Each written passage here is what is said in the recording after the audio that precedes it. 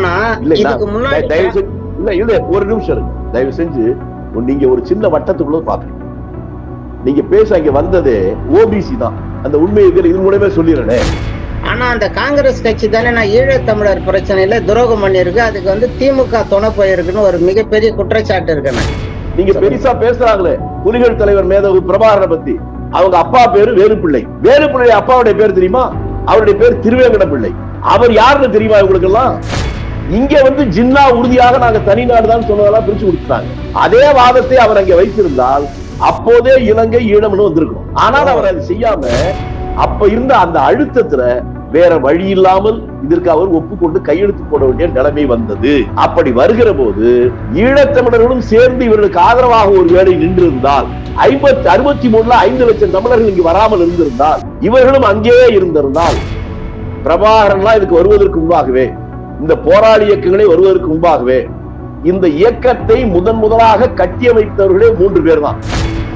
இதற்கு ஆதரவு தர வேண்டும் என்கின்ற நினைப்பு இந்திரா காந்திக்கு வந்தது. அது வெறும் அரசியல் ரீதியான காரணம் மட்டும் நான் சொல்ல மாட்டேன். இந்தியாவுடைய பாதுகாப்புக்கு அன்றைய சூழலில் இலங்கையில் ஒரு திரிகோணமலையில ஒரு நேவல் பேஸ் வைக்கிறதுக்கு அமெரிக்கா பின்னால கொஞ்சம் கொஞ்சமா வரும்போது தமிழ்நாட்டு பெரிய போராட்டம். அந்த போராட்டங்கள் நடக்கிற போது இன்றைக்கு பெருசா பேசுறவங்க எல்லாம் சரியா டவுசர் போட்டிருக்க மாட்டாங்க. அந்த கொலை நடப்பதற்கு 1.5 மாதத்துக்கு முன்பாக புலிகள் இயக்கத்திலிருந்து அதனுடைய பிரதிநிதிகளாக கவிஞர் காசி ஆனந்தனும் சச்சிதானந்தமும் ராஜீவ் காந்தியை சந்தித்தார்கள்.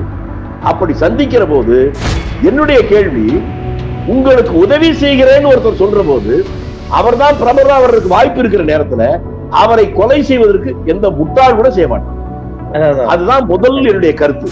கண்டிப்பான இப்ப சீமான தானே நீங்க சொன்னீங்க. நான் எந்த பேரும் சொல்லுங்க, நீங்க சொல்லிக்க அப்படியே பட்டியல சொல்லிருக்கல. போர் நடக்கிறப்போ அதை தடுக்கிற அதிகாரம் இந்திய அரசுக்கு இருந்து தானே, நினைச்சா தடுக்க முடியுமா? முடியாது. இந்த பொன்சேகெல்லாம் உள்ள மாட்டிக்கிறான், ஆளுக்குள்ள கத்துறான், கதறான், தவிக்கிறான். புலிகள் அமைப்பு என்ன சொல்லுதுன்னா எங்களுக்கு தனி இடம் சொல்லி விடுறேன். அந்த நேரத்தில் இந்தியாவிலிருந்து இந்திய அரசின் தூதுவராக ஒருவர் போறார் பிரபாகரனை சந்திக்க. வாஜ்பாய் ஆட்சியில் இருக்கிற போதுதான் ஒரு போர்க்கப்பலை இலங்கைக்கு இனாமாவே கொடுத்துச்சு. இது எவெல்லாம் தமிழர்களுக்கு எதிராக பண்ணானோ அதை பத்தி இவங்க ஒருத்தரும் பேச மாட்டேங்கிறான்.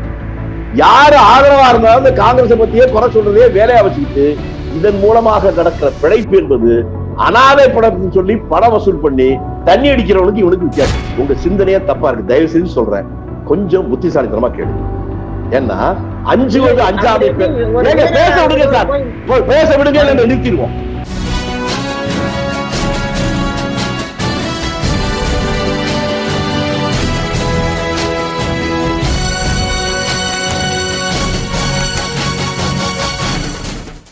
அனைவருக்கும் வணக்கம். இந்த நிகழ்ச்சியை பார்த்து கொண்டிருக்கக்கூடிய நேயர்களுக்கு இன்றைக்கு ஒரு வித்தியாசமான ஒரு ஆளுமையை காண இருக்கிறீர்கள். ராஜீவ்காந்தி அவர்கள் கொலைக்கு பிறகு தமிழ்நாட்டில் இருக்கக்கூடிய தலைவர்கள் எல்லாம் மேடைக்கு அல்லது களத்துக்கு வந்து கருத்துக்களை பதிவிடுவதற்கும் பேசுவதற்கும் தயங்கி கொண்டிருந்த நேரத்தில் அந்த தடைகளை எல்லாம் உடைத்து தலைவர்களுக்கு வழிவிட்ட அண்ணன் திருச்சி வேலுச்சாமி அவர்கள் நம்மோடு இணைந்திருக்கிறார்கள். அவர்களுடன் பல்வேறு கேள்விகளை கேட்க இருக்கிறோம். அதற்கான பதிலை அளிக்க அண்ணன் அவர்கள் காத்து கொண்டிருக்கிறார்கள். வாங்கள் நிகழ்ச்சிக்கு செல்வோம். அண்ணன் அவர்களுடைய கருத்துக்களை மற்றவர்களுக்கு பகிர்வோம். நன்றி அண்ணன். வணக்கண்ண. வணக்கம். இந்திய நாடாளுமன்றத்துல பெரியாரினுடைய அந்த குரலை ஒலிக்க கூடாதுன்னு சொல்லிட்டு ஒரு மிகப்பெரிய ஒரு கலவரமே ஏற்பட்டிருக்குண்ணே இந்திய பாராளுமன்றத்துல. அப்துல்லா எம்பி பேசியிருக்காரு, அதை பத்தி அவை குறிப்புல இருந்து நீக்கணும், பெரியாருன்ற பேரே வரக்கூடாதுன்ட்டு பாரதிய ஜனதா கட்சியை சார்ந்தவங்க மிகப்பெரிய கலவரத்தை முந்தனத்தை உண்டு பண்ணியிருக்காங்க. அதுக்கு தளபதி ஸ்டாலின் சொல்லியிருக்காரு, நாம பங்கேற்கிற எல்லா இடத்துலயும் பெரியாரை உச்சரிப்போம்னு சொல்லியிருக்காரு. இதுக்கு முன்னாடி அன்னை சோனியா காந்தியா இருக்கட்டும், ராகுல் காந்தியா இருக்கட்டும், பெரியார் தான் சமூக நீதி, சமூக நீதி தான் பெரியார் அப்படின்னு அவங்க பதிவு பண்ணியிருக்காங்க. அவங்களுடைய கருத்துக்கு எதிராக இன்னைக்கு பிஜேபி செயல்பட்டுக்கிட்டு இருக்குன்னு முதலமைச்சர் இப்படி எதிர்வினையாற்றி இருக்காரு நேத்து. இதுல இருந்து துவங்கலாம்னு நினைக்கிறேன் ஒவ்வொரு செய்தியா. இதுக்கு உங்களுடைய கருத்து என்னன்னு? அதாவது சமூக நீதி என்பது இப்போது துவங்கியதல்ல, நீண்ட காலமாகவே வந்துருச்சது. அது தமிழ்நாட்டுல வெளிப்படையாக எல்லோரும் தெரிஞ்சுக்கிற மாதிரி ஒரு பெரிய போராட்டம் என்பது வைகுந்தர் காலத்துல வந்துச்சு. வைகுந்தர் காலத்துலதான் மேல் ஆடையே பெண்கள் அணியக்கூடாது, அதுக்கு பேரு மொலைவரின்னே பேரு, அப்படி எல்லாம் இருந்த காலத்தெல்லாம் அவங்க போராடி இருக்காங்க. ஆனால் நாம பெரியாரை எப்படி பாக்குறோம்னு கேட்டா, அதற்கு பின்னால் மற்ற இடங்கள்ல அங்கங்க வந்திருப்பாங்க, போயிருப்பாங்க. தொடர்ந்து வந்த அந்த சமூக நீதி போராட்டம் என்பது தமிழ்நாட்டில் மட்டும் அது அணையாமல் பார்த்து கொண்டதுல நம்ம சமகாலத்துல பெரியாரை நாம ஒதுக்கிற முடியாது. நாம் இந்த நீங்க சொல்ற பாராளுமன்ற நிகழ்ச்சியை பற்றி நீங்க சொல்ற போது நான் பெரியாரை மட்டுமே சொல்லல, ஒருவருடைய பெயரையே சொல்லக்கூடாது என்று சொல்லுவதற்கு இந்த நாட்டில் ஜனநாயக ஆட்சி நடக்கிறதா அல்லது சர்வாதிகாரம் நடக்கிறதா? ஒரு அதிகார குவியலை நோக்கி இந்த நாட்டுடைய அரசாங்கம் போய்கொண்டிருக்கிறது என்பதற்கு ஒரு மிகப்பெரிய கண்முன்னாலே இருக்கிற ஒரு சாட்சி தான் இந்த பெயர் கூட உச்சரிக்க கூடாது என்று. நாட்டினுடைய பிரதமர் மோடின்னு நினைக்கிறோம், ஆனா மோடியின் உருவத்திலே ஹிட்லர் இருக்கிறாரோ என்கின்ற சந்தேகம் வருது. அதுதானே இப்ப ராகுல் கூட அதுதான் சொல்லியிருக்காரு. என்ன ஆட்சி நடக்குதுன்னு நீங்க கேட்ட கேள்விக்கு ராகுலே பதில் சொல்லியிருக்காரு, இது RSS ஆட்சி நடக்குது, இந்த ஆட்சி நடத்துறவங்க வந்து அதானி தான் நடத்துறாருன்ட்டு சொல்லியிருக்காரு. அரசியல் ரீதியா நம்ம இளைஞர்களை பக்குவப்படுத்துவோம். இதே பாராளுமன்றம், நேரு பிரதம மந்திரி, ஒரு சாதாரண சின்ன எதிர்கட்சியுடைய இப்ப திமுக இருக்கிற எம்பிக்கள் அளவு கூட இல்ல, அதை விட குறைவாக இருந்த ஒரு கட்சி, அதனுடைய தலைவர் எழுந்து மிக கடுமையாக நேருவை விமர்சிக்கிறார், காங்கிரஸ் கட்சியை விமர்சிக்கிறார். அவருக்கு ஒதுக்குற நேரத்தையும் கடந்து போய்கிட்டே இருக்கு. இவர் கண்களாலே ஜாடை காட்டி சபாநாயகரை குறிக்கிடாதீங்க, அமைச்சர்களையும் குறிக்கிடாதீங்கன்னு சொல்றாரு. உதாரணத்துக்கு சொல்றேனே, ஒரு அரை மணி நேரம் தான் அவருக்கு ஒதுக்கப்பட்டதுன்னா 1 மணி நேரம் பேசி முடிச்சுட்டு அவர் அமர்ந்தவுடன் தன்னை விமர்சித்து விட்டு தான் அமர்ந்திருக்கிற அந்த உறுப்பினரை பார்த்து எழுந்து நேரு சொன்னார் அதே அவையில, இங்க இருக்கிற எல்லாருக்கும் நான் சொல்லிக் கொள்ளுவேன், உங்களுக்கும் எனக்கும் தலையில் மட்டும்தான் மூளை, இவ்வளவு நேரம் பேசி அமர்ந்திருக்கக்கூடிய நம்முடைய எதிர்கட்சி உறுப்பினருக்கு உடலெல்லாம் மூளை. அப்படி அவரால் பாராட்டப்பட்டவர் தான் லோகியா. மாற்று சிந்தனை, மாற்று கருத்து, எதிர்கருத்து ஆமா, அது அப்படி அவருடைய குரலை முழுமையாக பேசவிட்டு அவர்களையும் பாராட்டுகின்ற ஒரு மிகப்பெரிய ஜனநாயக தத்துவத்துக்கு சொந்தக்கார இடமாக இருந்த பாராளுமன்றம் பெரியார் என்கின்ற பெயரை கூட குறிப்பிடக்கூடாது என்று சொல்வது ஜனநாயகத்தை விட்டு வெகு தூரம் போய் கொண்டிருக்கிறது என்று அதைத்தான் நம்ம பார்க்க முடியாது. அதை விட்டுட்டு வேற விதமா நம்ம பேசிக்கொண்டு போற பயன் இல்லை. நாம் வெறும் பெரியார் மட்டுமல்ல, ஜனநாயகத்தை விட்டு வெகு தொலைவு இந்த நாட்டுடைய அரசாங்கம் போய்கொண்டிருக்கிறது, அதிகார குவியலை நோக்கி போய்கொண்டிருக்கிறது, எதேச்சை அதிகாரத்தை நோக்கி போய்கொண்டிருக்கிறது. அதை தடுப்பதற்கான விழிப்போடு இதை கவனிக்க வேண்டிய கடமை இந்தியாவில் இருக்கிற எல்லோருக்கும் இருக்கிறது என்பதை அந்த சிந்தனையை உருவாக்குவதுதான் நம்மை போன்றவருடைய கடமை. மகிழ்ச்சின. இப்போ காங்கிரஸ் கட்சியினுடைய இன்றைய தலைவரா இருக்கக்கூடிய இளைய தலைவரா இருக்கக்கூடிய ராகுல் காந்தி, அன்னை சோனியா காந்தி, இவங்க எல்லாம் வந்து இந்த பெரியாரு, சமூக நீதி இந்த பிரச்சனையில தெளிவா இருக்காங்க. ஆனா இதுக்கு முன்னாடி ஒரு நிமிஷம் இருங்க, தயவு செஞ்சு. நீங்க ஒரு சின்ன வட்டத்துக்குள்ள பாக்குறீங்க. நீங்க பேச இங்க வந்தது ஓபிசி தான். அந்த உண்மை இது மூலமே சொல்லிடுறேனே, இந்தியா சுதந்திரம் அடைந்தவுடன் அரசியல் சட்டம் அறிவிக்கப்பட்டதுக்கு பின்னால பாராளுமன்றத்தில் தான் திருத்தம் கொண்டு வர முடியும், அது வந்துருது. பாராளுமன்ற தேர்தல் 52 வருவதற்கு முன்பாகவே 51லயே முதல் திருத்தம் வந்தது. அது உங்களுக்கு தெரியுமா? இந்திய அரசியல் சட்டம் சுதந்திர முதல் சட்ட திருத்தம் என்பது பாராளுமன்றத்தில் வரல, அதற்கு முன்னாலே வந்தது. எப்படி வந்தது என்பது இன்றைக்கு இருக்க இளைஞர்களுக்கு தெரியல. நீங்க சொல்றீங்களே சமூக சீர்திருத்தம், அந்த பொறி கூட தமிழ்நாட்டில் வைக்கப்பட்டதுதான். அம்பேத்கர் தலைமையில் இருந்து அந்த அரசியல் நிர்ணய சபை, அவர் மட்டுமே அந்த சட்டத்தை நிறைவேற்றல. 276 உறுப்பினர்கள் ஒவ்வொரு சட்ட முன்வடிவையும் அவர்கள் மத்தியில விவாதித்து ஒவ்வொன்றாக முடித்துதான் அந்த சட்டம் வந்தது. அப்படி வருகிற போது ரிசர்வேஷன் என்பது SC ST பட்டியலின மக்களுக்கும் மலையோள மக்களுக்கு மட்டும்தான் இருந்துச்சு. அப்படி இருந்த நேரத்துல தமிழ்நாட்டில் அன்னைக்கு சென்னை ராஜதானியுடைய பிரீமியர்னு சொல்லுவாங்க முதலமைச்சர் ஓமாந்தூரார். அவர் என்ன பண்ணார், இந்தியாவில் முதலாக அவர் தான் ஓபிசிக்கு பிற்படுத்தப்பட்ட வகுப்பினருக்கும் முஸ்லிம்கள், கிறிஸ்தவர்கள் இவர்களுக்கு இடஒதுக்கீடு அறிவித்தார். அப்படி அறிவித்த போது செண்பகம் துரைராஜ் என்று ஒரு பெண்மணி சென்னை உயர்நீதிமன்றத்துல வழக்கு போடுறாரு. வழக்கு போட்டு அது செல்லாதுன்னு நீதிமன்றம் சொல்லுது. ஆரம்பத்திலேயே ஒரு இடியாப்ப சிக்கல். இதை எப்படி சமாளிக்கிறது யாருக்கும் தெரியல. ஏன்னா பாராளுமன்றத்தில் தான் அந்த திருத்தம் கொண்டு வரணும்னு சட்டத்துல வந்துருச்சு.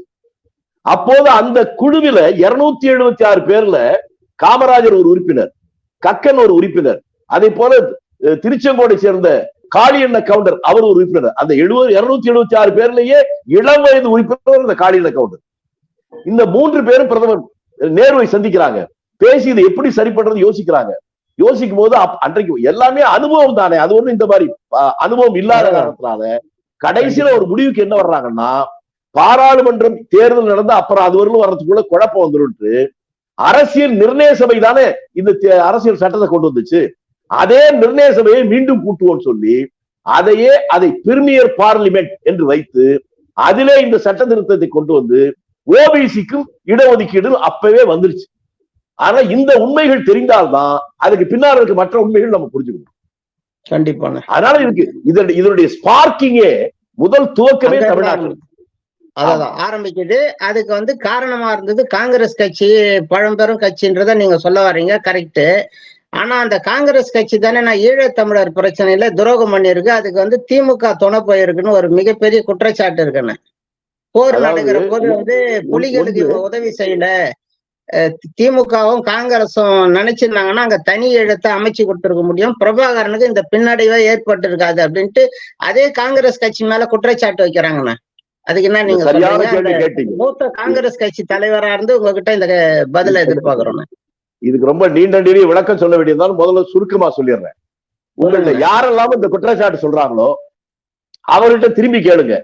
புலிகள் இயக்கம் மட்டும் இல்ல, பெலோவா இருக்கட்டும், இபிஆர்எல்எஃப் இருக்கட்டும், அந்த போராளிகளுக்கு யாராக இருந்தாலும் இருக்கட்டும், அவர்களுக்கு போர் பயிற்சியை தந்தது, அவர்களுக்கு ஆயுதம் தந்தது உங்களோட இப்ப குற்றச்சாட்டு சொல்றாங்களே அவங்களா அல்லது காங்கிரஸ் கட்சி இந்திரா காந்திமான்னு கேளுங்க.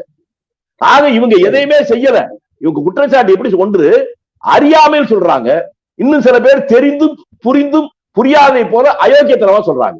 அவ்வளவுதான். ஒரு கிராமத்துல என்ன சொல்லுவாங்கன்னா, எப்பவும் இல்லைங்கிற புண்ணியவதி இன்னைக்கு இல்லைன்ட்டா, எப்பவும் போடுற இவன் ஏண்டா போடல அப்படின்னு சொல்ற மாதிரி எப்போதும் உதவிய அந்த கட்சிகளை கேவலப்படுத்துவதும், எதுவுமே செய்யாமலே வெறும் வாய்ப்பங்கள் மட்டுமே போட்டுக்கொண்டு அதை வைத்துக் கொண்டு அரசியல் அறுவடை பண அறுவடை செய்து கொண்டிருக்கிற அயோக்கியனுடைய கூட்டுறது. இந்த ஈழத்தமிழர் பிரச்சனை என்னவென்று தெரிந்தால்தான் முதல்ல இதை பத்தி புரிந்து கொள்ள முடியும். 47 எங்க சொல்றது நீங்க சொன்ன மாதிரி இந்த பதவிக்காகவும் பணத்துக்காகவும் இப்படி பண்றவங்க இந்த அயோக்கியத்தனமா சொல்றாங்க, அல்லது விஷம பிரச்சாரம் பண்றாங்க, விவரம் தெரியாத பேசுறாங்கன்னு சொல்றீங்க. இது எல்லாம் சேர்ந்து ஒரே கலவை தான். இன்னைக்கு அவங்கள விட்டு தள்ளுங்க. ஆனா இந்த குற்றச்சாட்டுக்கு நீங்க என்னென்ன பதில் சொல்றீங்க? காங்கிரஸ் துரோகம் பண்ணிச்சுன்னா அதை எப்படி நீங்க மறுக்கிறீங்கன்னு உங்க கேள்விக்கு நான் பதில் சொன்னதுக்கு அப்புறம் கேள்வி கேட்டாதான் பார்வையாளர்களுக்கு புரியும். ஏன்னா இந்த பிரச்சனை என்ன என்று புரிந்து கொண்டால்தான் முதல்ல மற்ற புரியும். 47 இந்தியாவுக்கு சுதந்திரம் வந்துச்சு, 48 தான் இலங்கைக்கு சுதந்திரம் வருது. ஆனால் இலங்கையும் இந்தியாவும் 200 ஆண்டு காலங்கள் பிரிட்டிஷ் சாம்ராஜ்யங்கள அடிமையா இருந்துச்சு. இந்த சுதந்திர போராட்டம் என்பது இலங்கைக்கு தனியா நடக்கல, இந்தியாவுக்கு தனியா நடக்கல, எல்லாரும் சேர்ந்தா நடத்துறாங்க. இன்னொன்னு உங்களுக்கு சொல்லட்டுமா? நீங்க பெருசா பேசுறாங்களே புலிகள் தலைவர் மேதகு பிரபாகரனை பத்தி, அவங்க அப்பா பேரு வேலுப்பிள்ளை. வேலுப்பிள்ளை அப்பாவுடைய பேர் தெரியுமா? அவருடைய பேர் திருவேங்கட பிள்ளை. அவர் யாருன்னு தெரியுமா உங்களுக்கு எல்லாம்? அவர் இங்கே காங்கிரஸ் கட்சி சுதந்திரத்துக்கு போராடுகிற போது இந்த காங்கிரஸ் கட்சியோடு இணைந்து அங்க இருக்கிற வன்னி பகுதியில காந்திய தொண்டராய் சுதந்திரத்துக்காக போராடிய ஒருவர். அப்ப அதுக்கு உறவு இருந்துச்சு. அது 48 சுதந்திரம் தருகிற போது ஆரம்பத்திலேயே ஒரு சின்ன தவறு இருந்துச்சு. சிலதெல்லாம் நான் அதான் என்ன சொல்றேன்னா, யாரையும் குற்றம் சுமத்துக்கு பதிலாக எப்படி இளங்கோவடிகள் சிலப்பதிகாரத்தை சொல்றானே, அவன் என்ன செய்வான் ஊழ்வினை உறுத்துதும். அதை போல தமிழர்களுக்கு நாம் தவறு செய்தோமோ இல்லையோ, நம்மை மீறி நம்முடைய ஒரு விதி நம்ம இப்படி எல்லாம் பண்ணிருக்கு அப்படின்றதையும் நம்ம ஏத்துக்கிட்டு தான் நம்ம பேச வேண்டியிருக்கு, வேற வழி இல்லை. அந்த சுதந்திரம் வருகிற போது இந்தியாவுக்கு சுதந்திரம் தர்ற நேரத்துல எப்படி ஒரே நாடாக தருவதா இந்தியா பாகிஸ்தான் தருவதான்னு ஒரு குழு அமைச்சு பேசினாங்க பிரிட்டிஷ்ல. உங்க ஊர்ல லண்டன்ல அங்க கேளுங்க, இங்க மூத்தவர்கள்ட்ட. அதை போலவே இலங்கைக்கு சுதந்திரம் தருகிற போது அங்க இருக்கிற தமிழ் தலைவர்களை அழைச்சு பேசினாங்க. அதுல தமிழர்கள் சார்பில் அதில் போய் கலந்து கொண்டவர் சர் ராமநாதன் என்கின்ற புகழ்பெற்ற வழக்கறிஞர். இங்க வந்து ஜின்னா உறுதியாக நாங்க தனி நாடுதான் சொன்னதெல்லாம் பிரிச்சு கொடுத்துட்டாங்க. அதே வாதத்தை அவர் அங்கே வைத்திருந்தால் அப்போதே இலங்கை ஈழம்னு வந்திருக்கும். ஆனால் அவர் அதை செய்யாம பெருந்தன்மையா என்ன சொல்றாரு, நாங்களும் சிங்களரோடும் வேறாக இருந்தாலும் நாங்கள் சகோதரர்கள் தான், பிரிவினை வேண்டான்னு எழுதி கொடுத்துடுறாங்க. அதனால்தான் அவர் கொழும்புல வந்து இறங்குற போது சிங்கள இளைஞர்கள் அவனை தோல்ல தூக்கி வச்சுட்டு கொண்டாடுறாங்க. இது துவக்கம். ஆரம்பத்திலே 2 நாளா வராம போனதுக்கு அது காரணம். அதுக்கு பின்னால அடுத்த செய்தி என்ன வருதுன்னா, முதல் அதிபர் TS சேனநாயகா, அவருடைய மகன் பெயர் டட்லி சேனநாயகா, அவன் 2வது அதிபர். அதற்கப்புறம் பண்டாரநாயகா, அதற்கப்புறம் அவருடைய மனைவி ஸ்ரீமாவ பண்டாரநாயகா. அந்த முதல் TS சேனநாயகா வருகிற போதே அவர் முதலாக வைத்த கோரிக்கையை இந்தியாவுக்கு, இலங்கையில் வாழ்கிற தோட்ட தொழிலாளர்கள் தமிழர்கள் பல லட்சம் பேர், அவர்கள் இந்த நாட்டு குடிமக்கள் அல்ல, அவர்கள் இந்திய நாட்டுடைய குடிமக்கள், ஆகவே நீங்கள் அவர்களை ஏற்றுக்கொள்ளணும் தான். சரி சரி. நேரு அப்ப எடுத்த முடிவு என்பது, இலங்கையும் இந்தியாவும் ஒன்றாகத்தான் இருந்தது, ஒன்றாகத்தான் போராடினார்கள். 200 ஆண்டு காலங்கள் இங்க இருக்கிறவன் அங்க இருக்கிற எல்லாம் இருந்தாங்க. சுதந்திரம் அடைகிற போது யார் யார் எங்கு வாழ்ந்தார்களோ அதுதான் அவருடைய தாயகம். சிங்களர்கள் இந்தியாவில் இருந்தாலும் அவர்களுக்கு இதுதான் தாயகம். அங்க இருக்கக்கூடிய மலையாள தமிழர்கள் அங்கு வாழ்ந்தவர்கள் அங்க இருந்தா அதுதான் அவருடைய தாயகம். முன்னாலே அவங்க வேணாம்னா இந்தியாவுக்கு வந்திருப்பாங்க, அதனால இதை நான் ஏற்றுக்கொள்ள முடியாதுன்னாரு. அதனுடைய சேனநாயகனுடைய பையன் டட்லி சேனநாயகா அதை சொன்னாரு, அப்போ அதான் சொன்னாரு, பண்டாரநாயகா சொன்னாரு, ஸ்ரீமாவா சொன்னாரு. நேரு அவர்கள் உயிரோடு இருக்கிற வரை அந்த கருத்தில் அவர் மாறவே இல்லை, உறுதியாக நின்றார். அவருக்கு ஒரு பெரிய ஸ்டேச்சர் இருந்துச்சு உலக அளவுல, அதனால அவரை ஒண்ணும் பண்ண முடியல. அவர் இறந்தவுடன் சாஸ்திரி வர்றார். சாஸ்திரி வர்ற போதுதான் அவருக்கு, சாஸ்திரிக்கு நல்ல மனிதர், ஒழுக்கமானவர், உலக அளவில் ஒரு பெரிய தலைவர் அங்கீகாரம் இல்லை. அவர் பயத்தோடவே இந்த நாட்டு பிரச்சனையை சந்திக்கிறார். இலங்கையை நம்ம எதிர்த்து கொண்டா பக்கத்து நாடு பகை நாடா போயிட்டு ஆபத்துன்னு நினைக்கிறார். அப்ப இருந்த அந்த அழுத்தத்துல வேற வழி இல்லாமல் இதற்கு அவர் ஒப்புக்கொண்டு கையெழுத்து போட வேண்டிய நிலைமை வந்தது. அப்படி வருகிற போது ஈழத்தமிழர்களும் சேர்ந்து இவர்களுக்கு ஆதரவாக ஒரு வேளை நின்றிருந்தால், 63ல 5 லட்சம் தமிழர்கள் இங்கு வராமல் இருந்திருந்தால், இவர்களும் அங்கேயே இருந்திருந்தால், பின்னாலே உள்நாட்டு போர் நடக்கிற போது தமிழர்கள் ஓடுவதற்கு பதிலாக சிங்களர்கள் நாட்டை விட்டு ஓட வேண்டிய நிலைமை வந்து, அது ஒரு துரதிருஷ்டவசமான நிலைமை. இதை யாரை வந்து என்ன பயன்? இது இப்படி வந்துருச்சு, அவர்கள் வந்துட்டாங்க. இதுல இன்னொன்னு நமக்கு என்னன்னு கேட்டா, இதற்கு இடைப்பட்ட காலத்துல இன்னொரு தகவலை உங்களுக்கு சொல்லிடுறேன். இன்னைக்கு எல்லாம் ரொம்ப பேர் உங்ககிட்ட யார் பேசுற, எவ்வளவு பெரிய தலைவரா இருந்தாலும் சரி, எல்லாரும் இப்ப பிரபாகரன் தானே பேசுறாங்க. பிரபாகரன்லாம் இதுக்கு வருவதற்கு முன்பாகவே, இந்த போராளி இயக்கங்களே வருவதற்கு முன்பாகவே, இந்த இயக்கத்தை முதலாக கட்டியமைத்தவர்களே 3 பேர் தான். தங்கதுரை என்று ஒரு என்ஜினியர், குட்டிமணி ஜெகன், இவர்கள் தான் இப்படிப்பட்ட போராளி இயக்கங்களுடைய மூல வித்து. அந்த குட்டிமணியையும் ஜெகனையும் நான் சந்தித்தது 1971ல. உங்ககிட்ட பேசுற தலைவர்களா இதை பத்தி எப்ப பேசினாங்கன்னு கேளுங்க. திருச்சியில் இருக்கக்கூடிய பிஷேவர் கல்லூரியில் ஒரு கல்லூரி பேராசிரியர், தமிழ் பேராசிரியர் எங்களுக்கு வேண்டியவர், அவரை இவர்கள் அடிக்கடி சந்திப்பார்கள், குட்டிமணியும் ஜெகனும்.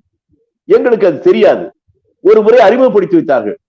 திடகாத்திரமான உடம்பு, தோணியிலேயே அங்கிருந்து சில பொருட்களை இங்கே கொண்டு வருவது, இங்கிருந்து சில பொருட்களை வாங்கி போடுவது, இதைத்தான் அவர் செய்து கொடுத்தாங்க. அதனால வேற யாரும் துணை இல்லாம அவர்களே வந்து போகுது தோணியில. உடல் அவ்வளவு கட்டுமஸ்தான் இருக்கும். அப்பதான் அவர் அறிமுகப்படுத்தி வச்சாரு. அப்ப அதற்கு பின்னாலே ஒரு 4-5 முறை அவர்கள் வருகிற போது நாங்கள் பேசியிருக்கோம். அப்பெல்லாம் இந்த போராடி இயக்கங்களே கிடையாது. இந்த சிந்தனை அவர்கிட்ட இருந்து முதல்ல வந்துச்சு. இதற்கு ஒரு வடிவம் கொடுத்ததுதான் தங்கதுரை. அதனால இந்த துவக்கத்திலிருந்தே அந்த உணர்வை என்னால் புரிஞ்சு கொள்ள முடியும். இது கொஞ்சம் கொஞ்சமாக வளர்ந்தவுடன் அவர்களுக்கு இதற்கு ஆதரவு தர வேண்டும் என்கின்ற நினைப்பு இந்திரா காந்திக்கு வந்தது. அது வெறும் அரசியல் ரீதியான காரணம் மட்டும் நான் சொல்ல மாட்டேன். இந்தியாவுடைய பாதுகாப்புக்கு அன்றைய சூழலில் இலங்கையில் ஒரு திரிகோணமலையில ஒரு நேவல் பேஸ் வைக்கிறதுக்கு அமெரிக்கா முயற்சிக்குது. அப்படி வந்துட்டா நிரந்தர பாதுகாப்புக்கு அச்சம் வரும் என்கிற போது அங்கே நேரடியா சொல்ல முடியாது, அது அடுத்த நாடு. அதை தடுப்பதற்கும் இது பயன்படும்.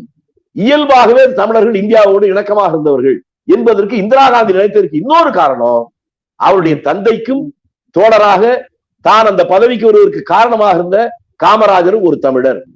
இந்த தமிழர்கள் பல பேர்ல அவருக்கு இருந்த உறவுனால அந்த முடிவெடுத்தார். அவர் தான் இவர்கள் எல்லாருக்கும் வந்து இங்கே ஆயுத பயிற்சி கொடுத்தார், ஆயுதங்கள் கொடுத்தார், எல்லாம் கொடுத்தார். அதற்கு பின்னால் தான் இந்த பிரச்சனைகள்லாம் உருவாகுது. உருவாகி வந்த உடனே அதற்கு பின்னால் வந்த கொஞ்சம் சிரமம், அதுவும் நம்ம அவங்க நடைமுறையில இருக்கிற அவங்களுக்கு தான் தெரியும், நாம சொல்ல முடியாது. அந்த குழுக்கள் எல்லோரும் இடையில குறிக்கிறன்றத மன்னிக்கணும். ஒரே ஒரு தான், இப்ப குட்டிமணியும் தங்கதுரையும் வரும்போது அவர் ஜெகன் கூட இருந்தாரானே? இல்ல, ஆரம்பத்துல வந்து தங்கதுரை, குட்டிமணி, ஜெகன் இவங்க தான். அதுக்கப்புறமா தான் ஒவ்வொருத்தரா வர்றாங்க. பிரபாகரன் அதுக்கப்புறமா வர்றாரா? அவரெல்லாம் ரொம்ப பின்னாலங்க. அப்ப நீங்க வரலாறு சரியாவே புரிஞ்சுக்கணும். நம்முடைய துரதிர்ஷ்டம் என்னன்னு கேட்டா, இங்க பயிற்சி பெற்று போனவர்கள், உதாரணத்துக்கு எடுத்துங்களேன், இப்ப உமா மகேஸ்வரனும் பிரபாகரனும் நண்பர்கள் தானே, பத்மநாதா எல்லாம் வேண்டியவர்கள் தானே. இவர்களுக்குள் ஒரு பிளவு வந்திருக்கு, ஏதாவது காரணம் சொல்ல முடியுமா? அதையும் நான் விதின்னு சொல்றது தவிர வேற வழி இல்லை. ஒருவேளை அவர்களுக்குள்ள அந்த பிளவு வராமல் இருந்தால் கூட இன்னும் பலமாக இருந்திருக்க வாய்ப்பு இருக்கு. இப்படி ஒவ்வொரு காலகட்டத்திலும் நம்முடைய பலவீனத்துக்கு நாமே துணை ஆயிட்டோமோ அப்படிங்கிற ஒரு எண்ணம். இதற்கு பின்னால என்ன வருதுன்னா, இன்று வரை எனக்கே விடை தெரியாத ஒரு வினா அது ஒண்ணு இருக்கு. அதுக்கு பின்னால கொஞ்சம் கொஞ்சமா வரும்போது தமிழ்நாட்டில் பெரிய போராட்டங்கள். அந்த போராட்டங்கள் நடக்கிற போது இன்றைக்கு பெருசா பேசுறவங்க எல்லாம் அன்னைக்கு சரியா டவுசர் போட்டிருக்க மாட்டாங்க. அந்த காலத்துல தமிழ்நாட்டில் இருக்கக்கூடிய ஒவ்வொரு மாவட்ட தலைநகர்களும் ஈழத்தமிழுக்கு ஆதரவா நாங்கெல்லாம் ஊர்வலம் போயிருக்கோம், பெரிய கோஷம் போட்டிருக்கோம், அவருக்கு ஆதரவாக இந்திய படை அனுப்பலாம் சொல்லி இருக்கிறோம். அப்படி இருக்கிற அந்த காலகட்டத்தில் தான் IPKF இங்க இருந்து போகுது. படை இங்க இருந்து போனதுக்கு பின்னால அங்கு என்ன நடந்தது என்று சொல்வதற்கு இன்றைக்கு யார் இருக்காங்கன்னு தெரியாது. நம்முடைய தமிழர்களும் சிங்கள அரசு ரெண்டு பேரும் சேர்ந்து இந்த எங்க நாட்டினுடைய உள்நாட்டு பிரச்சனை, இதுல இலங்கை இந்திய ராணுவத்துக்கு இங்க என்ன வேலைன்னு சொன்ன உடனே அதுலதான் முதல்ல ஒரு பெரிய மர்ம முடிச்சு வந்தது. அந்த முடிச்சு அவிழ்த்து காட்ட எனக்கு தெரியல, யாராவது சொன்னா நான் புரிஞ்சுக்குவேன். அது ஒரு துயரமான சம்பவம். அப்ப போகும்போதுதான் அங்க போய் இலங்கையில் போனதுக்கு பின்னால அங்க ஒரு தப்பு நடந்ததுக்கு என்ன காரணம் வெளிப்படையா சொல்றேன். அந்த படையில் சில சீக்கியர்கள் இருந்தாங்க. சரிங்க. ஏற்கனவே இங்க இருக்கிற ராணுவம் போன உடனே அந்த எதிர்ப்பு வந்ததா, வருகிற போது சீக்கியர்களுக்கு மனதளவுல ஒரு ஆதங்கம் வருது. அவருடைய பொற்கோயில் ஆபரேஷன் நடந்துச்சு. அந்த பொற்கோயில் ஆபரேஷன் நடக்கிற போது அந்த ஆபரேஷன்ல போன படையில பெரும்பகுதி தமிழர்கள் இருந்தாங்க. அந்த வன்மம் அவருடைய மனதுக்குள்ள இருந்துச்சு. அந்த வன்மத்தை தீர்த்து கொள்வதற்காக இங்கே இருக்கிற போது தமிழர்கள் மேல அவங்க சில தாக்குதல் நடத்துனாங்க.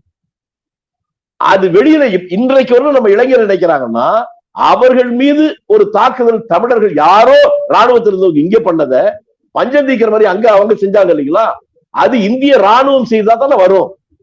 இந்திய ராணுவம்னா ஆட்சியில் இருந்து காங்கிரஸ் தானே அப்படின்னு இவங்க நினைக்கிறாங்க. அது ஒரு வேளை முடிஞ்சது. அதுக்கு பின்னால சொல்ற இந்த பிரச்சனையை உலக அளவில் கொண்டு போனது யாரு? இந்திய நாட்டுடைய நாடாளுமன்றத்திலேயே ஜெனோசைட், அது ஒரு பெரிய இன அழிப்பு. அப்படி இந்த ஜெனோசைடுங்கிற வார்த்தையே பதத்தையே இந்திரா காந்தியார பயன்படுத்தினாரு. இது ஒன்று. அதுக்கப்புறம் தான் உலகம் மூலம் கவனிச்சது. இன்னொன்று, நான் இது ராஜீவ்காந்தி இந்த கொலை இதுல ரொம்ப விளக்கமா வேணாம், வருது ரொம்ப நுணுக்கமான ஒன்றை சொல்லுகிறேன். ராஜீவ்காந்தி மரணம் அடைவதற்கு முன்பாக நீங்க உங்களுக்கு ஒண்ணு சொல்லணும், உண்மையை சொன்னாதான் நீங்க நாடு கஷ்டமா இருக்கு. 30 ஆண்டுகளுக்கு பின்னால அப்ப நான் சொன்னதை இன்றைக்கு ஈழத்தமிழ் தலைவர்கள் இப்ப நான் ஒரு வாரத்துக்கு முன்னால ஒத்துக்கிட்டு இருக்காங்க. இது ஒண்ணு அவங்க ஒத்துக்கல. அவங்களை நான் குறை சொல்ல விரும்பல, ஏன்னா அவங்களுடைய அழுத்தம் நிர்பந்தம் அப்படி. நான் என்ன சொன்னேன்னா, என்னுடைய முதல் கேள்வியே அந்த கொலை நடப்பதற்கு 1.5 மாதத்துக்கு முன்பாக புலிகள் இயக்கத்திலிருந்து அதனுடைய பிரதிநிதிகளாக கவிஞர் காசி ஆனந்தனும் சச்சிதானந்தமும் ராஜீவ்காந்தியை சந்தித்தார்கள். அப்படி சந்திக்கிற போது வாசல் வரை வந்து அவர்களை வரவேற்று அமர வைத்து அவர்களுக்கு உணவு தந்து பேசிவிட்டு அவர் சொல்லுகிற போது, எங்கள் குடும்பம் எப்போதும் தமிழர்களோடு இரண்டாக கலந்தது, எங்க பாட்டன் முப்பாட்டன் இருந்து அந்த மாதிரி எங்களுக்கு தொடர்பு இருந்துச்சு, நான் அரசியல் வேண்டான் இருந்தேன், திடீர்னு அரசியலுக்கு வந்தேன், வருகிற போது நிர்வாகத்தை பற்றி எனக்கு தெரியாது, நான் தமிழர்களுக்கு நல்லது செய்யணும் நோக்கத்தோடு செல்கிற போது நடைமுறையில் செய்கிற நேரத்திலே என்னால் புரிந்து கொள்ள முடியாத வகையில நிர்வாகிகள் சில பேர் சில தவறுகள் செய்தார்கள் என்பதை காலம் கடந்து இப்போது எனக்கு புரியுது. இப்ப நான் புரிஞ்சுக்கிட்டேன். விரைவிலேயே நான் பிரதமராக வந்துருவேன், தேர்தல் வரப்போகுது, நான் உங்களுடைய எண்ணத்தை விருப்பத்தை நிறைவேற்றி வைப்பேன், அதற்கு நான் துணையாக இருப்பேன், போய் சகோதரனிடம் சொல்லுங்கள் அப்படின்னு சொன்னாருன்னு சொன்னேன். யாரும் பேசல. அதற்கப்புறம் ஒரு 5-6 ஆண்டுகளுக்கு பின்னாலதான் இவர்களுக்கு நேர் எதிரணியில இருந்த தெலோ அமைப்பை சேர்ந்த சிவாஜிலிங்கம், அப்ப ஒரு எம்பி, நம்ம சென்னையில இருக்கக்கூடிய வின் டிவில ஒரு மாதிரி ஒரு நேரலை நிகழ்ச்சி, அதுல இந்த பேச்சு வரும்போது சொன்ன துள்ளி குதிச்சுட்டார் அவர். ஐயா, நான் நம்புறேன், எங்களுக்கும் புலிகளுக்கும் எதிர்ப்பு தான், ஆனாலும் நீங்கள் சொல்வதை போல நாங்கள் 3 எம்பிகள் அந்த நேரத்தில் போய் சந்திச்சோம், எங்ககிட்ட அவங்ககிட்ட சொன்ன அதே வார்த்தையை ராஜீவும் சொன்னாரு. அப்ப இதுல சந்தேகம் இல்லை, தீர்ந்துச்சு. என்னுடைய கேள்வி, உங்களுக்கு உதவி செய்கிறேன்னு ஒருத்தர் சொல்ற போது அவர் தான் பிரதமர் அவருக்கு வாய்ப்பு இருக்கிற நேரத்துல அவரை கொலை செய்வதற்கு எந்த முட்டாள் கூட செய்ய மாட்டான். அதுதான் முதல் என்னுடைய கருத்து. இவங்க அந்த இல்லைன்ட்டு அந்த உண்மையை சொல்ற போது என் வீட்டுல இருக்க மனைவி கூட நம்ப மாட்டேங்குது. அதுதான் உலகத்துல இருக்க நிலைமை. இன்னைக்கு நம்ம ஊர்ல பாருங்க, இந்த போராட்டத்திற்கோ இந்த இயக்கத்திற்கோ எந்த சம்பந்தமே இல்லாத கத்துறவனுக்கு கோடி கோடியா உலக தமிழர்கள் பணம் அனுப்புறதெல்லாம் தெரியுது. கண்டிப்பா இந்த இயக்கத்திற்காக தன்னை அழித்து கொண்ட பல பேர் இன்னைக்கு தமிழ்நாட்டுல நிறைய பேர் இருக்காங்க, எனக்கு தெரியும். அவருடைய பேர் கூட இந்த தலைவர்களுக்கு தெரியாது. இப்படிதான் இதான் யதார்த்தம். உண்மையாக ஆதரிக்கிறவன் வெளியில் அதை படம் போட்டு காட்டுவதில்லை. வெளியில வெறும் வாய்ச்சவடால் மட்டும் பேசுறவன் அவன் உண்மையா இல்லை என்பதை புரிஞ்சுக்கணும். நிழலை நிஜம் என்று நம்புவதும் நிஜத்தை நிழல் என்று நம்புவதும் தமிழ்நாட்டுல ரொம்ப நாளமா இருக்கிற வியாதி. அந்த வியாதி இப்ப கொஞ்சம் குறைஞ்சிருக்குன்னு நினைக்கிறேன், இந்த முழுசும் குறையணும். அதுதான் நீங்க முன்னால சொன்னதை போல ஈழத்தமிழர்களுக்கு ஆதரவாக காங்கிரஸ் இருந்தது மட்டுமல்ல, 49 திமுக தோன்றிய காலத்திலிருந்து தமிழர்களுக்கு ஆதரவாக, ஈழத்தமிழர்களுக்கு ஆதரவாக, ஈழத்து சந்தை செல்வா இங்க வருகிற போது அவரோட எல்லாம் நெருங்கிய நட்பு வைத்துக் கொண்டு, ஏன் திமுகவுக்கு ஒரு வழக்கு வருகிற போது இந்த வழக்கை திமுகவுக்கு ஆதரவாக அதை நடத்துவதற்கு ஈழத்தை சேர்ந்த தமிழ் அறிஞர், ஒரு பெரிய வழக்கறிஞர் இங்க வந்து அவர்களுக்காக வாதாடினார் என்பதெல்லாம் இவர்களுக்கு தெரியாது.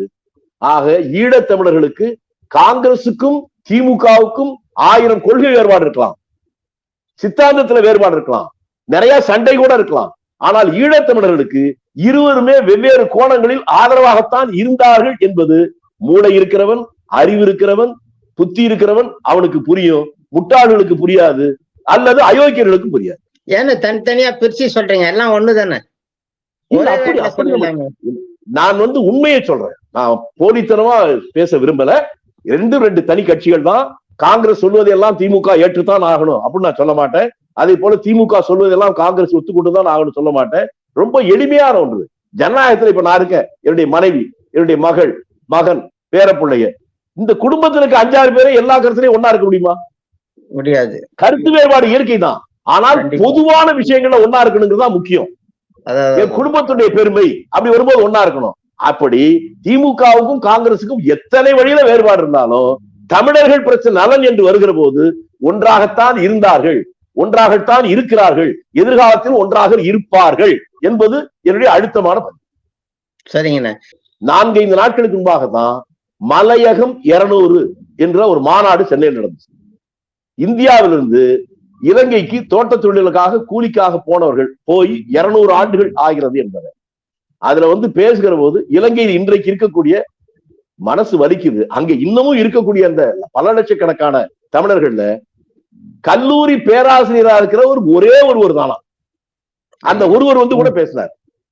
இங்கேயும் அங்கேயும் 2 பேருமே தமிழர்கள் இருக்காங்க. அடுத்து நான் சொன்னதுக்கு அப்புறம் தான் உங்களுக்கே மனசு வலிக்கும். இலங்கையிலிருந்து அமெரிக்காவுக்கு தப்பி போனவன், ஆஸ்திரேலியாவுக்கு போனவன், இங்கிலாந்துக்கு போனவன், ஈரானுக்கு போனவன், உகாண்டாவுக்கு போனவன், எகிப்துக்கு போனவன், ஏதன்ஸுக்கு போனவன், குட்டி குட்டி நாடுகளுக்கு எல்லாம் போனவன், அங்க எப்படியோ போராடி அங்க இருந்து எல்லாம் வளமா இருக்கிறான், நல்லா இருக்கிறான், அல்லது அரசியல் அதிகாரத்துக்கு கூட அமைச்சர்களாக கூட இருக்கிறான்.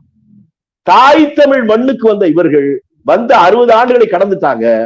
இன்னமும் அவர்களுக்கு இருக்க இடம் கூட இல்லாத ஒரு துர்பாகியமான நிலைமை இருக்கிறது என்கின்ற இந்த உண்மையை வேற யாரும் சொல்ல வேணாம். இதற்காக நீங்க உங்ககிட்ட கேள்வி கேட்கிறாங்க தலைவர்கள், அவர்கள் யாராவது போராடிக்கலாம் கேட்கணும் இல்ல இல்ல. அதெல்லாம் ரொம்ப வேதனையான ஒரு விஷயம்.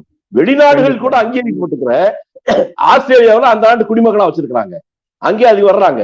ஐரோப்பிய நாடுகள் இருக்கிறாங்க, இங்கிலாந்துல கூட இருக்கிறாங்க. உலகம் எப்படி மாறி வருது பாருங்க. இப்ப அமெரிக்காவுடைய துணை ஜனாதிபதியா இருக்கிறது கமலா ஹாரிஸ். தமிழ்நாட்டுல மன்னார்குடியில பிறந்த ஒரு பெண்ணுடைய மகள். இன்னைக்கு உங்க ஊர்ல பிரிட்டனுடைய பிரதமர் யாரு? இந்திய வம்சாவளியை சேர்ந்தவர். அவருடைய மனைவி இந்திய பிரஜையா இருந்தவர். ஆமா, இப்படி எல்லாம் மாறி வருகிற போது காலங்காலமாக யாதும் ஊரே யாவரும் கேளின்னு சொன்ன, பிறப்புக்கும் எல்லா உயிருக்கும் சொன்ன இந்த தமிழர்கள் சொந்த தாய் மண்ணிலேயே அனாதைகளைப் போல இருக்கிறார்கள் என்கிற போது இவர்களை பற்றி எதையுமே பேசுவதற்கு துணியாமல் வெறும் மற்றவர்கள் மீது குற்றச்சாட்டு மட்டும் சொல்லி வெளிநாடுகளில் இருக்கிற தமிழர்களிடம் பணம் வாங்குவதற்காக கூக்குரலிடுகின்ற இவர்கள் தான் தலைவர்களாக தெரிகிறார்கள். உண்மையை பேசுகிறவர்கள் தெரியவில்லை என்பது வரலாற்று சோகம். கண்டிப்பான. இப்ப சீமான தானே நீங்க சொன்னீங்க? ஓ, நான் எந்த பேரும் சொல்லுங்க, நீங்க சொல்லிக்க, அப்படியே பட்டியல சொல்லிருங்களேன். இல்ல காசி ஆனந்தன சொல்றீங்களா இல்ல யாரும் தெரியல, அதனால தெரிஞ்சுக்கலாம். நான் வந்து ஒரு சொன்னேன், நீங்க உடனே பேரை சொல்ல ஆரம்பிச்சீங்க. நீங்க வரிசையா சொன்னீங்கன்னா தெரியும். நான் யார் பேரையும் சொல்லல. இல்ல முன்னாலே சொன்னீங்கன்னா நல்லா இருக்குமே பார்த்தேன். ஏன் வாயர் நான் எதுக்கு சொல்லணும்? சொல்ல வேண்டிய அவசியம் இல்லை. நான் சொன்னதுனால மட்டும் நான் வந்து நல்லது நடந்தா அதுல நான் பங்கெடுக்கணும்னு நினைக்கிறேன். கெடுதல் நடக்கிறது குறைந்தபட்சம் அதுக்கு துணை போயிடக்கூடாது அப்படிங்கிறது எச்சரிக்கை. கண்டிப்பா. இப்போ போர் நடக்கிறப்போ அதை தடுக்கிற அதிகாரம் இந்திய அரசுக்கு இருந்து தானே, நினைச்சா தடுக்க முடியுமா? முடியாது முடியாது முடியாது. அடுத்த நாட்டுடைய பிரச்சனையை தலையிடுவதற்கு சில கோட் இருக்கு. நான் இன்னொன்னு கேட்கிறேன் உங்களை பார்த்து, இதே ரெண்டு விஷயம் நல்ல வேலை ஞாபகப்படுத்துங்க. ரெண்டு சம்பவங்களை சொல்லிட்டா உங்களுக்கு புரியும். யாழ்ப்பாணத்துல ஒரு பெரிய முற்றுகை போராட்டத்தை சிங்கள அரசு நடத்துச்சு. அங்க இருக்கிறவங்க சாப்பாடு இல்லாம தவிச்சாங்க. உணவு இல்ல, தவிக்கிற போது என்னென்னமோ சொல்லி பார்த்தாங்க, நடக்கல. இந்தியாவில் பிரதம மந்திரி ராஜீவ் காந்தி தான். அவர் இங்க இருந்து கப்பல்ல உணவுப் பொருட்களை அனுப்பிச்சார். ஆனால் துறைமுகத்துல அதை அனுமதிக்கல அந்த அரசு. சர்வதேச அதைத்தாங்க நான் சொல்ல வர்றேன். சர்வதேச விதிமுறைகளை மீறி போடக்கூடாது. அது அதை மீறி இவர் என்ன சொன்னார், எங்க ராணுவ விமானங்களும் சோடு போட போறேன், அதை நீ தடுத்தால் இலங்கையின் மீது நான் ராணுவ நடவடிக்கை எடுப்பேன் சொல்லிட்டு போய் போட்டார். இது ரைட். இப்ப கொஞ்சம் அதுக்கு பின்னால வாங்க. 2002 அதே யாழ் முற்றுகை, யானை இரவு போர்ல வெற்றி அடைஞ்ச அந்த ஓரத்தை போய் முடிச்சுறாங்க. இந்த பொன்சேகெல்லாம் உள்ள மாட்டிக்கிறான், யாழுக்குள்ள கத்துறான், கதறான், தவிக்கிறான். புலிகள் அமைப்பு என்ன சொல்லுதுன்னா, எங்களுக்கு தனி இடம் சொல்லு விடுறேன். அந்த நேரத்தில் இந்தியாவிலிருந்து இந்திய அரசின் தூதுவராக ஒருவர் போறார் பிரபாகரனை சந்திக்க. அவர் பேர் தான் ஜனா கிருஷ்ணமூர்த்தி, மதுரையில பிறந்தவர். அவர் போய் என்ன சொல்றாரு, பிரதமர் ஓட்ட சொல்ல சொன்னாரு, முற்றுகையை நீ விளக்கணும், விளக்கனா இந்திய ராணுவம் உங்கள் மீது போர் தொடுக்கும். எவனாவது உங்ககிட்ட பேசுறவனா இதை சொல்றானா? அப்ப பிரதமரா அனுப்பி வச்சவர் யாருன்னா வாஜ்பாய். இவர்கள் அனுப்பாத சும்மா இருந்தாலே யார் அந்த ஈழம் அன்னைக்கே வந்திருக்குமே, வேற வழி இல்லாம. அது மட்டும் அதான் சொல்றேன். அதாவது இன்னொன்னு சொல்றேன், ஒரு போர் கப்பல் அதுதானே மனிதனை கொன்றதுக்கு பயன்படும். காங்கிரஸ் ஆட்சியா போர் கப்பலை இலங்கை அரசு கொடுத்துச்சு. வாஜ்பாய் ஆட்சியில் இருக்கிற போதுதான் ஒரு போர் கப்பலை இலங்கைக்கு இனாமாவே கொடுத்துச்சு. இதுல எவெல்லாம் தமிழர்களுக்கு எதிராக பண்ணானோ அதை பத்தி இவங்க ஒருத்தரும் பேச மாட்டேங்கிறான். யாரு ஆதரவா இருந்தாலும் இந்த காங்கிரஸை பத்தியே குறை சொல்றதே வேலையா வச்சுக்கிட்டு, இதன் மூலமாக நடக்கிற பிழைப்பு என்பது அனாதை படம்னு சொல்லி பணம் வசூல் பண்ணி தண்ணி அடிக்கிறவனுக்கு இவனுக்கு வித்தியாசம். அதான் அதுக்குதான் பயன்படுது. இப்ப இன்னொரு குற்றச்சாட்டு என்ன சொல்றாங்கன்னு கேட்டா, தவறு வந்து பிஜேபி ஆட்சியில பண்ணிட்டாங்க, வாஜ்பாய் பண்ணிட்டாரு, ஜனா கிருஷ்ணமூர்த்தி போயிட்டு அந்த தனி இடம் அமைகிற அளவுக்கு இருக்கிற அந்த கலது நிலவரத்தையே மாத்தி அமைச்சிட்டு வந்துட்டாருன்ற குற்றச்சாட்டு நம்ம சொல்றோம். அது சரி, அது கடந்த காலம். அதன் பிறகு இதுல இருந்து அனுபவம் பெற்ற நாம வந்து டாக்டர் மன்மோகன் சிங் பிரதமரா இருக்கும்போது ஒண்ணு அவருடைய அதிகாரத்தை பயன்படுத்தி போரை தடுத்து இருக்கலாம். இது ஒண்ணு, கேள்வியை கேட்டு முடிச்சிடறேன். இது ஒண்ணு. ரெண்டாவது, தனி ஈழத்தை இவர் நினைச்சு அமைச்சு கொடுத்துருக்க முடியும். கலைஞர் நினைச்சிருந்தாருன்னா அன்னைக்கு முதலமைச்சர் மன்மோகன் சிங் கிட்ட ஒரு அழுத்தத்தை கொடுத்து இதை தடுத்து இருக்க முடியும்னு ஒரு மிகப்பெரிய குற்றச்சாட்டு உலகம் முழுக்க இருக்கண்ணே. உலகம் முழுக்க எப்படி இது சரிதானா? இதை பண்ண முடியுமாண்ணே? அதுதான் சொல்றேன்.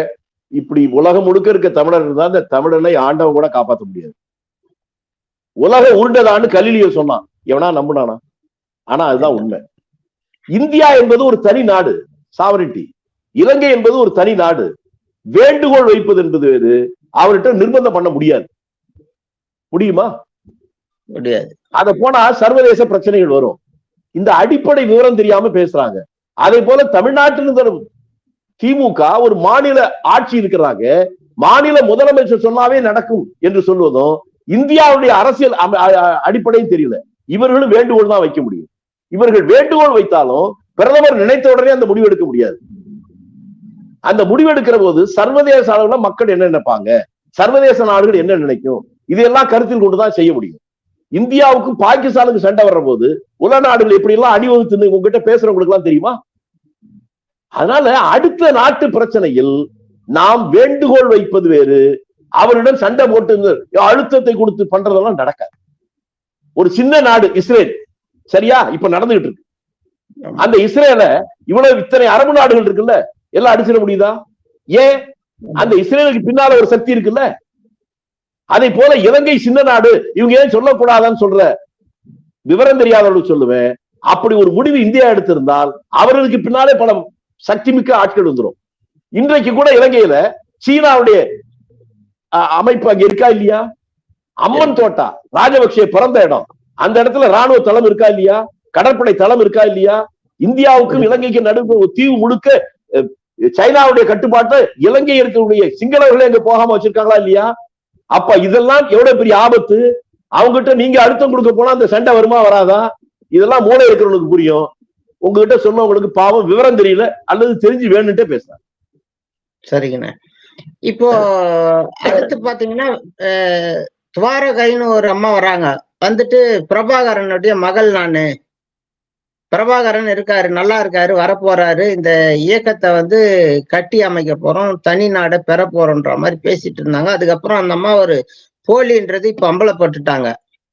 பிரபாகரன்றது ஒருத்தர் இல்ல, நீங்க சொல்லிட்டு இருக்கிறீங்க அவர் வந்து உயிரோட இருக்காருன்ட்டு. அப்போ என்ன நமக்கு கேள்வி வருதுன்னு கேட்டா, கேள்வியை முடிச்சிடறேன்.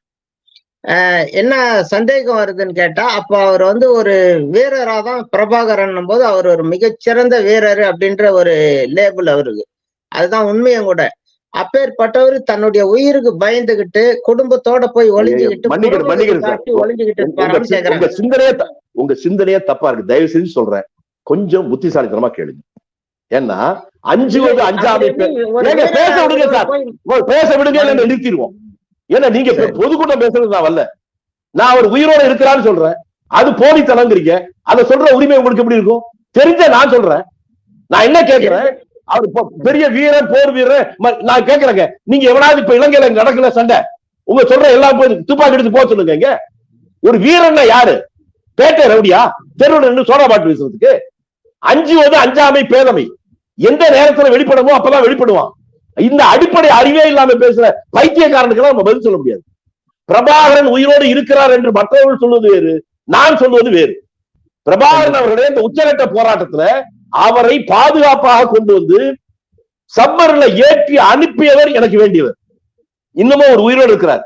அதை வச்சு நான் சொல்றேன். சும்மா சினிமா கதையை விமர்சனம் பண்ற மாதிரி, ரஜினிகாந்த் படத்தை விமர்சனம் பண்ற மாதிரி அதை பத்தி பேசுகிற முட்டாள்களுக்கு நான் பதில் சொல்ல விரும்புறேன். சரி சரி, இல்ல அப்படி விருப்பம். சரி சரி, இல்ல நான் என்ன பாக்குறேன்னா, துவாரகான்னு சொன்னீங்க, நான் அதுல என்ன தெளிவா இருக்கேன். அது துவாரகாதானா இல்லையா என்று நான் சொல்ல முடியாது. ஏன்னா உண்மையில பெண்களுடைய வளர்ச்சி என்பது அதீதமானது.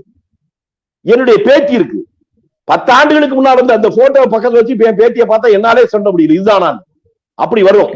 ஆண்களுக்கு வேணா கொஞ்சம் ரிசம்பிளன்ஸ் இருக்கும், பெண்களுக்கு நிறைய வேறுபாடு இருக்கும். அந்த குடும்பத்தில் இருக்கிற உறவுகளே சொல்வது கூட கஷ்டம். ஆனால் அந்த பெண்ணுடைய, அதாவது பிரபாகரன் அவருடைய மனைவி மதிவனுடைய உடன் பிறந்த அக்காள் அவர் சொல்லுகிறார் ஒரு துவாரகதான், அவர் சொல்றாரு போது அதை ஏற்றுக்கொள்வதும் ஏற்றுக்கொள்ளாமல் நம்ம இருப்போம். நான் அதை பார்ப்பது அந்த பெண்மணி பேசிய காணொலியை பார்ப்பேன். அந்த காணொலியை அவர் என்ன சொன்னாருங்கிறத மட்டும் பார்க்கிறேன். அது துவாரகா இருக்கட்டும் அல்லது இல்லாமல் போகட்டும். அவர் என்ன சொல்றாரு, எங்களுக்கு சிங்களவர்கள் எதிரிகள் அல்ல, சிங்களவர்களை பயன்படுத்தி தங்களுடைய அதிகார வேட்கையை தீர்த்து கொள்ளுகிற இலங்கை அரசுதான் எதிரிகள் என்று சொன்ன அந்த கருத்து ரொம்ப ஆழமான தெளிவான அந்த கருத்து. சும்மா இந்த பிரச்சனைய இந்த சினிமாவை கோட்டை பேசுற மாதிரி, டிவி சீரியலை பத்தி பேசுற மாதிரி, பொழுதுபோக்கா டீ கடையில் உட்காந்த மாதிரி பேசுவதை நான் விரும்புறேன். இந்த பிரச்சனைக்கு தீர்வு சொல்றவங்க பேசட்டும், அல்லது குற்றம் சொல்றவன் எங்களுக்கு இந்த வழி தெரியுது நாங்க செய்யறேன்னு சொல்லட்டும். இவனும் செய்ய மாட்டான். அதான் வக்கீல படுத்த நாய் கதை. இவனும் ஒண்ணும் செய்ய மாட்டான். யாராவது செய்யறனையும் குறை சொல்லிக்கிட்டே இருப்பான்னா இவனை திருத்தவும் முடியாது. வேற ஏதாவது பேசு. அதானே இப்போ ஏன் இதெல்லாம் கேட்கறோம்னு கேட்டீங்கன்னா, மக்களுக்கு வந்து உண்மையான செய்தி போய் சேரணும். அதை தகுதியான ஆட்கள் வாயால போய் சேர்ந்தா நல்லதுன்றதுதான் நம்ம சேனல் விரும்புது. இளைய கேட்பதை தப்பு என்று சொல்லவில்லை. கேட்கிற அந்த சொல்லில் இருக்கக்கூடிய உண்மைத்தன்மை, அதாவது அந்த அதுக்கு பொருள் இருக்க, அது சில நேரங்கள்ல மாறுபடுவது சிக்கலாய். கண்டிப்பா கண்டிப்பாண்ணே. உங்களுடைய கருத்துக்கள்லாம் மிக அருமையா இருந்ததுன்னா நேயர்களுக்கு உங்களுடைய கருத்துக்களை அப்படியே வைப்போம். ஏற்கிறதும் மறுக்கிறதும் அவங்களுடைய விருப்பம். சொல்ல வேண்டிய செய்தியை நம்ம சொல்லிட்டோம். சொல்றதுக்கு நமக்கு எப்படி உரிமை இருக்கோ அதே போல நம்முடைய கருத்துக்களை தள்ளுறதுக்கும் அவங்களுக்கு உரிமை இருக்கு. இது ஜனநாயக நாடுன்றதுனால அந்த கருத்தை அப்படியே வைப்போன்னு கலந்துகிட்டு இந்த நிகழ்ச்சியில பங்கெடுத்து அருமையான கருத்துக்களை பகிர்ந்துகிட்டு உங்களுக்கு நெஞ்சார்ந்த நன்றினா இளைய சூரியன் சார்பா. எனக்கு மாற்று கருத்தை சொல்வதால் அவர்களது கோபப்பட மாட்டேன். அதாவது ஒரு ஆக்க ரீதியான சிந்தனை தூண்டுகிற மாற்று கருத்து இருந்தால் வரவேற்பேன். அதை கண்மூடித்தனமாக மாற்று கருத்து சொல்லுவதுமா வருத்தப்படுவேன். தெரிந்ததை நான் சொல்லுகிறேன். அதை போல அவர்களுக்கு தெரிந்ததை சொன்னால் மகிழ்ச்சி. சந்தேகத்தை கேட்டாலும் வருத்தம் இல்லை. அதற்காக குதர்க்கவாதம் பேசுவதை என்னால் ஏற்றுக்கொள்ள முடியாது. எனக்கு தெரிந்ததை சொல்லியிருக்கிறேன். முந்தா நாளும் சரி, நேற்றும் சரி, இன்றும் சரி, ஏன் நாளையும் சரி, என்னால் முடிந்த அளவுக்கு தமிழர்களுக்கு, குறிப்பாக ஈழத்தமிழர்களுக்கு என்னால் ஆன எல்லா உதவிகளையும் செய்வதற்கு நான் எப்போதும் காத்துக்கொண்டுதான் இருக்கிறேன். மற்றவர்களும் அப்படி இருக்க வேண்டும் என்று நினைக்கிறேன். அவ்வளவுதான் என்னுடைய வேண்டுகோள். வணக்கம். நன்றிண்ணா. வணக்கம்.